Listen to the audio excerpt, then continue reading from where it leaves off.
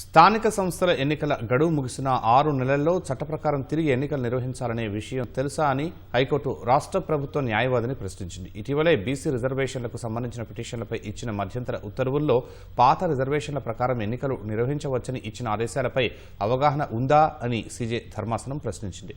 High court ఆదేశించిన రాష్ట్ర ఎన్నికల సంఘం స్థానిక సంస్థల ఎన్నికలు నిర్వహించడం లేదంటూ దాఖలైన పిటిషన్పై సీజే ధర్మాసనం మరోసారి విచారణ జరిపింది. ఈ విచారణలో ప్రభుత్వం రిజర్వేషన్లను నోటిఫై చేస్తే ఎన్నికల నిర్వహణకు సిద్ధంగా ఉన్నట్టు ఎస్ఈసీ తరపు న్యాయవాది కోర్టుకు తెలిపారు. బీసీలకు 42% రిజర్వేషన్లు కల్పిస్తూ నోటిఫై చేసిన జీవోపై హైకోర్టు స్టే ఇచ్చినందున ఇప్పటికే ఇచ్చిన ఎన్నికల నోటిఫికేషన్ను నిలిపేసినట్టు ఎస్ఈసీ కోర్టుకు తెలిపింది. తర్వాత వాదన వినిపించిన పిటిషనర్ హైకోర్టు మధ్యంతర ఉత్తర్వులు వెలువడిన తర్వాత కేబినెట్ 3 సార్లు సమావేశం అయినప్పటికీ రిజర్వేషన్లను నోటిఫై చేయడంపై చర్చించలేదని వాదించారు.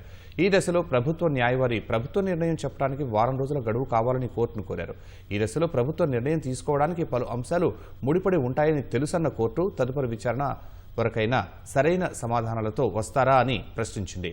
తదుపరి విచారణను ఈ నెల 24కు వాయిదా వేసింది.